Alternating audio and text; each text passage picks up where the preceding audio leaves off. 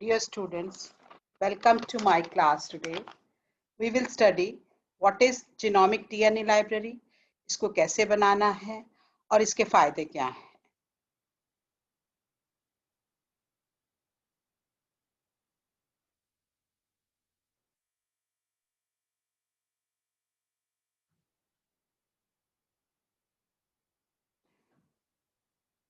We all know DNA is a hereditary material.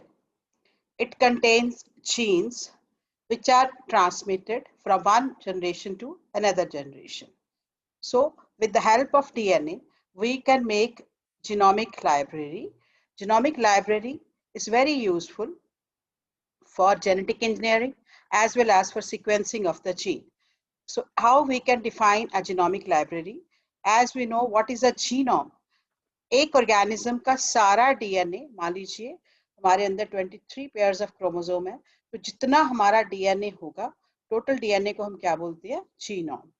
तो हम इस जीनोम के या डीएनए के पीसेस करके सारे डीएनए का डाटा हम स्टोर करके रख सकते हैं in the form of genomic library.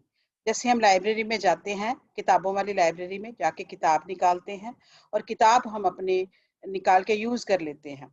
तो ऐसे ही हम जीनोमिक लाइब्रेरी में क्या स्टोर कर रहे हैं? जीनोम को स्टोर कर रहे हैं. तो जो भी जीनोम हमें चाहिए होगा, जब चाहिए होगा, हम वहां से निकाल सकते हैं. तो इस जीनोम को ज्यादातर डीएनए सीक्वेंसिंग के लिए या और रिसर्च पर्पस के लिए यूज किया जाता है. तो जितने भी जेनेटिक इंजीनियर हैं या रिसर्चर्स हैं, वो जीनोमिक लाइब्रेरी से जीन्स को ले सकते हैं. तो हर एक वेक्टर में एक एक कॉपी जो है जीनोम की स्टोर की होती है. तो हम इसको डिफाइन कर सकते हैं. Genomic library is a collection of recombinant DNA within transformed cells in which gene is present in a single copy. Mean एक वेक्टर के अंदर एक ही कॉपी हम जीन की स्टोर कर पाएंगे.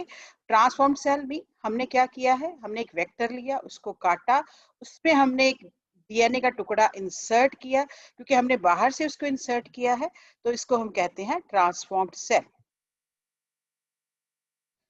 जीनोमिक लाइब्रेरी जो है हम क्यों बनाते हैं? हम इसीलिए बनाते हैं ताकि हमें पूरा ह्यूमन जीनोम या जो भी कोई भी लिविंग ऑर्गेनिज्म जिसका भी हम जीनोमिक लाइब्रेरी बना रहे हैं, उसका पूरा हमें सीक्वेंस जीन्स का पता चल जाए. अगर हमें जीन्स का सीक्वेंस पता चल जाएगा, जीन्स के हमें फंक्शन पता चल जाएंगे, तो जैसे ही कोई बीमारी होती है या कोई प्रॉब्लम होती है, तो हमें पता चल जाएगा इसकी ये वाली जीन यहाँ पड़ी है, इस जीन की वजह से इसको ये डिजीज है, और हमें ये जीन जो है इसके साथ काम क्यों नहीं कर रही है, ये साइलेंट जीन क्यों है, ये डोमिनेंट जीन्स क्यों है. तो सारा हमें डाटा इससे पता चल जाता है. तो इसलिए इसको बहुत ही ज्यादा यूज किया जाता है जेनेटिक इंजीनियरिंग, या हम कह सकते हैं रिकम्बिनेंट डीएनए टेक्नोलॉजी के प्रैक्टिकल्स के लिए. और इसी की वजह से एक पूरे ह्यूमन डीएनए की सीक्वेंसिंग हो चुकी है. इसको हम बोलते हैं ह्यूमन जीनोम प्रोजेक्ट. अब इसके लिए हम क्या कर सकते हैं? What are the steps for preparation of genomic DNA library? तो सबसे पहले जिस ऑर्गेनिज्म का हमने जीनोमिक डीएनए लाइब्रेरी बनाना है, उसका हमने जीनोम को बाहर निकालना है. तो उसको निकालने के लिए हम उसको एल्कली के साथ ट्रीट करेंगे. तो इसको हम बोलते हैं एल्केलाइन लाइसिस. मीन हमने वो टिश्यू लिया, उसको एल्कली के साथ ट्रीट किया, उसका लाइसिस किया और वहां से डीएनए को बाहर निकाला. क्योंकि एल्कली के साथ जब हम डीएनए बाहर निकालते हैं, तो ये सबसे हम कह सकते हैं फास्ट, रिलायबल और क्लीन वे है डीएनए को लेने के लिए. फिर हम उसको ट्रीट करेंगे फिनॉल के साथ. जब हम फिनॉल के साथ ट्रीट करते हैं, तो डीएनए के साथ जो भी प्रोटीन लगे होते हैं उनको हम निकाल पाते हैं. जैसे कोई भी हिस्टोन प्रोटीन लगे हैं, एसिडिक प्रोटीन लगे हैं, तो हमें सीधा जो डीएनए का स्ट्रैंड चाहिए, हमें प्रोटीन नहीं चाहिए, तो हम डीएनए को उससे प्योरीफाई कर लेते हैं. फिर जब हमने डीएनए को प्योरीफाई कर लिया, उसके बाद हमने उसके पीसेस करने हैं. पीसेस करने के लिए बहुत सारे तरीके हैं. जैसे हम रिस्ट्रिक्शन एंजाइम्स की हेल्प से भी कर सकते हैं, या हम फिर सोनिकेशन के साथ कर सकते हैं, या हम पिपेटिंग कर सकते हैं, मिक्सिंग कर सकते हैं और सोनिकेशन कर सकते हैं. बेसिकली सोनिकेशन हम करते हैं साउंड एनर्जी अप्लाई करके. साउंड एनर्जी क्या करती है? वो पार्टिकल्स को सैंपल में एजिटेट कर देती है, यानी कि वो डीएनए को एजिटेट कर देगी. अगर हम रिस्ट्रिक्शन एंजाइम यूज कर रहे हैं, तो वो डीएनए को एक स्पेसिफिक खास जगह पे, जहाँ पे उसका कोई प्रॉपर रिकॉग्निशन सीक्वेंस होगा. रिकॉग्निशन सीक्वेंस होता है कि एक पर्टिकुलर सीक्वेंस है डीएनए का, वहां पे रिस्ट्रिक्शन एंजाइम जो है वो उसको काट के उसके पीसेस बना देगा। रिस्ट्रिक्शन एंजाइम हमें बैक्टीरिया से भी मिलते हैं। तो हर एक रिस्ट्रिक्शन एंजाइम का एक कैरेक्टरिस्टिक फीचर है कि वो एक पर्टिकुलर जगह पे ही एक्ट कर सकता है। तो हम डीएनए के टुकड़े इस टेक्निक से बना सकते हैं। अब जो भी हमने टुकड़े काटे हैं डीएनए के बनाए हैं, एक हमने जीनोम, एक ऑर्गेनिज्म का हमने जीनोम लिया, उसके हमने पीसेस किए। अब हम उनको मल्टीप्लाई करके रखेंगे, तभी लाइब्रेरी बनेगी। तो उसको मल्टीप्लाई करने के लिए हम क्या करेंगे, क्लोनिंग करेंगे। क्लोनिंग के लिए फिर से हमें वेक्टर्स चाहिए।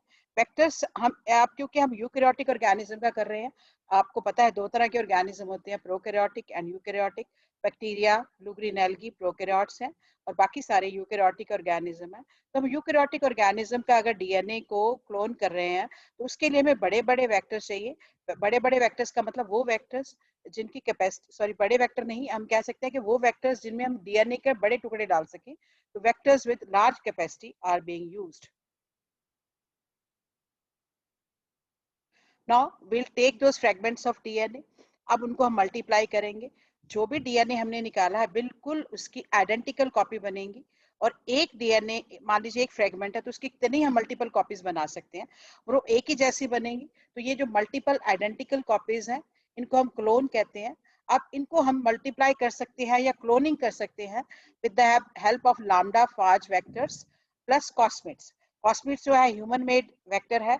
Cos plus mid, cos mean with cohesive side, mid mean plasmid का पार्ट, और फाज वेक्टर जो वायरसेस जो पैरासाइज करते हैं बैक्टीरिया को, उनको हम फाज वेक्टर्स बोलते हैं। अब इनकी हेल्प से हम जो हमने डीएनए के फ्रेगमेंट्स जनरेट किए हैं उनकी हम मल्टीपल कॉपीज जो है जनरेट कर सकते हैं। अब फिर हम उनको वेक्टर्स में ही डाल के स्टोर करके रखते हैं, तो हम ट्रांसफॉर्म्ड सेल्स बोलते हैं। अब पूरे प्रोसेस में हमें एंजाइम चाहिए, और कौन कौन से एंजाइम्स हैं जो हेल्पफुल हैं। रिस्ट्रिक्शन एंजाइम, जैसे मैंने पहले भी बताया कि रिस्ट्रिक्शन एंजाइम जो है एक पर्टिकुलर सीक्वेंस पे ही एक्ट करते हैं, एक पर्टिकुलर साइट पे ही एक्ट करते हैं, और they will break up DNA. Restriction enzymes are highly specific. Then role of alkaline phosphatase. Alkaline phosphatase क्या करता है कि जैसे हमने किसी प्लाज्मिड के डीएनए को काटा, एक एक डीएनए का होता है 5 प्राइम एंड दूसरा 3 प्राइम एंड। अगर हम उसमें अपना डीएनए इंसर्ट नहीं करते हैं बाहर से, तो वो फिर से प्लाज्मिड का जो डीएनए है वो रिसर्कुलर हो जाता है। तो उसको हम रोकने के लिए कि वो दोबारा रिसर्कुलर ना हो, हम अपना उसमें डीएनए डाल सके, तो हम 5 प्राइम एंड से फास्फोरस को रिमूव कर देंगे, ताकि वो 5 प्राइम एंड और 3 प्राइम एंड पे बॉन्ड ना बने। और उसके लिए हम क्या करेंगे, उसको ट्रीट करेंगे with the help of alkaline phosphatase. So alkaline phosphatase will remove the phosphorus from the 5 prime and. अब जब हमने एक वेक्टर के डीएनए को तोड़ दिया है, बाहर से अपने अपना डीएनए का फ्रेगमेंट डाल रहे हैं, अब उन दोनों को जोड़ना बहुत जरूरी है। तो जोड़ने के लिए हम यूज करते हैं एंजाइम डीएनए लाइगेज, जो उनको ग्लूइंग में हेल्प करते हैं। ऑल ओवर प्रोसेस क्या है, इसके लिए हम क्या करते हैं कि हम लेते हैं सर्कुलर प्लाज्मिड। सर्कुलर प्लाज्मिड जो होते हैं डीएनए के अंदर होते हैं। जो प्लाज्मिड्स हैं वो एक्स्ट्रा सर्कुलर डीएनए मटेरियल है, उनका अपना ओरिजिन ऑफ रेप्लिकेशन है, वो इंडिपेंडेंटली मल्टीप्लाई भी करती हैं जैसे जैसे डीएनए डिवाइड करता है। सबसे पहले हम क्या करेंगे, प्लाज्मिड को ट्रीट करेंगे रिस्ट्रिक्शन एंजाइम्स के साथ, तो इसको हम बोलते हैं रिस्ट्रिक्शन डाइजेशन। जैसे हम प्लाज्मिड को रिस्ट्रिक्शन एंजाइम के साथ ट्रीट करते हैं, तो उसका उसमें निक आ जाता है या उसमें टूट के एक पॉइंट आ जाता है। तो उसके बाद हम उसको ट्रीट करेंगे एल्केलाइन फॉस्फेटेज के साथ। जब हम एल्केलाइन फॉस्फेटेज के साथ उसको ट्रीट करते हैं, तो उसका 5 प्राइम एंड का जो फॉस्फोरस है हम उसको रिमूव कर देते हैं। तो जब हम तोड़ भी देते हैं फॉस्फोरस एंड का, फॉस्फोरस भी रिमूव कर देते हैं, तो हमारे पास लीनियर डीएनए बन जाता है प्लाज्मिड का, बिल्कुल सीधा डीएनए बन जाएगा। अब हम क्या कर सकते हैं, अब इसमें हम अपना डीएनए फ्रेगमेंट जो भी हम डालना चाहते हैं वो हम डाल सकते हैं। तो हमने क्या किया हुआ है, हमने एक जीनोमिक डीएनए निकाला है, उसके हमने फ्रेगमेंट्स रीजनरेट किए हुए हैं by cutting with again restriction enzyme. तो जो भी डीएनए फ्रेगमेंट को हमने स्टोर करना है, उसको हम ये अब जो कट हमारे पास प्लाज्मिड का डीएनए है उसमें डाल देते हैं। तो जैसे हम उसमें डालते हैं तो इसको हम बोलते हैं रिकम्बिनेंट वेक्टर। रिकम्बिनेंट मीन क्योंकि हमने प्लाज्मिड का डीएनए लिया, उसमें हमने बाहर से डीएनए डाला हुआ है, तो इसको रिकम्बाइंड डीएनए बोलते हैं, बस इसको रिकम्बिनेंट वेक्टर बोलते हैं। अब ये जो recombined plasmid plus DNA fragment, तो हम क्या करेंगे, एक वेक्टर में एक ही डीएनए का पीस डालेंगे। मान लीजिए एक ऑर्गेनिज्म है, उसके डीएनए के हमने 10 पीसेस किए हैं, तो हमें 10 वेक्टर चाहिए उनको स्टोर करने के लिए। तो एक वेक्टर के अंदर एक ही कॉपी होगी, so we will have transform cells. Now these are all transformed cells present with the gene insert which we are storing in the form of genomic DNA library. तो जब भी हमें जीन कोई चाहिए उसको हम निकाल के यूज कर सकते हैं, जैसे हमने कोई सीक्वेंसिंग करना है, रिसर्च में यूज करना है, या हमने किसी भी पर्पस के लिए यूज करना है, रिकॉम्बिनेंट डीएनए टेक्नोलॉजी के लिए करना है, तो हम उसको यूज कर सकते हैं. So this is how we can prepare genomic DNA library. अब अगर मान लीजिए हम एस्चेरिशिया कोलाई के जीनोम की बात कर रहे हैं, तो एस्चेरिशिया कोलाई जीनोम के पहले हमने फ्रेगमेंट्स किए, उनकी क्लोनिंग की, तो टोटल हमें 1500 क्लोन फ्रेगमेंट्स चाहिए पूरे जीनोम को अकोमोडेट करने के लिए.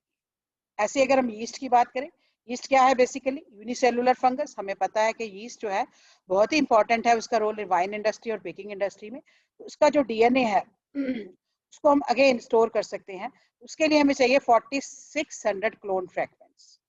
अगर हम ह्यूमन जीनोम की बात करें तो उसके अंदर उसके डीएनए या जीनोम को स्टोर करने के लिए हमें चाहिए 8 लाख क्लोन फ्रेगमेंट्स. इस तरह से हम जीनोमिक डीएनए लाइब्रेरी बना सकते हैं और उसको हम स्टोर करके रख सकते हैं जीनोम को, और जीनोम को जब भी हमें चाहिए उसका पीस हम लेके उसको यूज कर सकते हैं. This is all about genomic DNA library. Hope you enjoyed my lecture. Thank you so much. और अगर आपको मेरा लेक्चर पसंद आया है तो मेरे चैनल को सब्सक्राइब जरूर करें. Thank you.